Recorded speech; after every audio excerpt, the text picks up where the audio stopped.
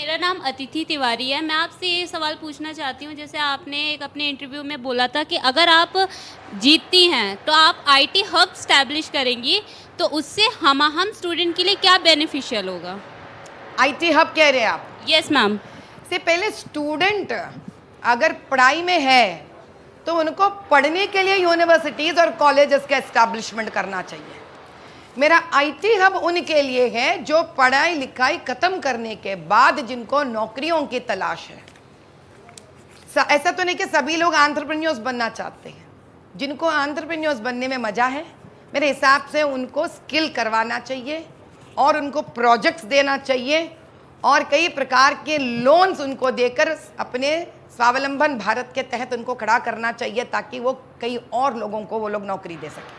और IT hubs बनाकर हम जिनकी पढ़ाई हो गई है उनको, जिनको सॉफ्टवेयर तरफ जाना है, उनके लिए नौकरी दिलवाना है। जो भी है कॉन्स्टिट्यूएंसी का हर युवा को किसी भी प्रकार का आर्थिक रूप पर उनको खड़ा करना ही हमारे सबसे बड़ी जिम्मेदारी है, वो हम करके रहेंगे। ये तो तब है ना माधवी जी, अगर आप जीत जाती हैं तो आप इसे हब बनाने की बात कर रही हैं, लेकिन इन केस अगर ऐसा होता है कि आप ये चुनाव हारती हैं, ऐसी परिस्थिति में आपका अगला कदम क्या होगा?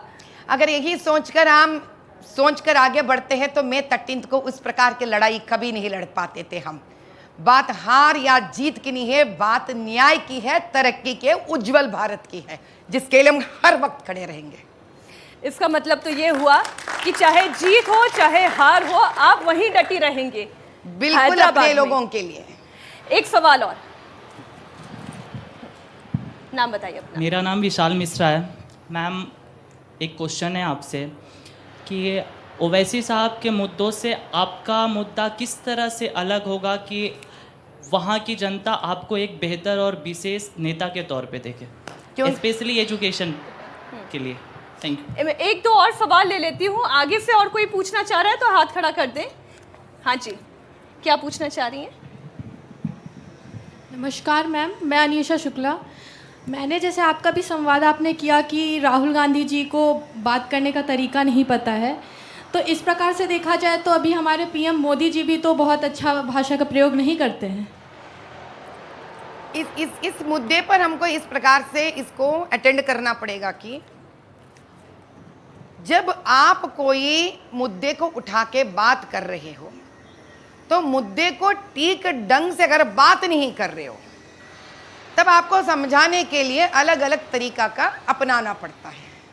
जैसे कि हमारे ही आप उदाहरण ले लीजिए, जब हम हमारे स्वयं कॉन्स्टिट्यूएंसी में हमने एक तीर चलाई है आकाश में श्री राम नवमी के दिन, जो तीर नहीं था, धनुष नहीं था, अगर आप उसको मजहब का मुद्दा बनाकर तरक्की का बात करते हुए, वहाँ के लोगों का पीड़ा बात ना करते हुए, वहाँ पे लोगों का पसमंदे मुसलमानों के बारे में ना बात करते हुए, जिन वक्त बोर्ड लैंड हड़प लिए गए उसके बारे में ना बात करते हुए आप एक गलत रास्ते पर लेके जाते हो मुद्दे को, तो समझाने का ढंग भी बदलना पड़ता है ना बेटा। आप मुद्दे को मुद्दे से जोड़ो। आप पर्सनल अटैक करते हो तो हम मुद्दा बात कर तो नहीं है कर सकते ना, तो पर्सनल अटैक जब करते हो जिसका कोई वजूद नहीं है तो हमको उन्हीं के भाषा में उनको समझाना पड़ता है बेटा। बी अ रोमन इन रोम। अब पीछे भैया जो सवाल मुझे करे थे मैं उसका भी जवाब देती हूँ। भैया असदुद्दीन जी मजहब के अलावा आज तक उनका मैनिफेस्टो नहीं रहा। कभी आपने असदुद्दीन जी का मैनिफेस्टो सुना है आज तक?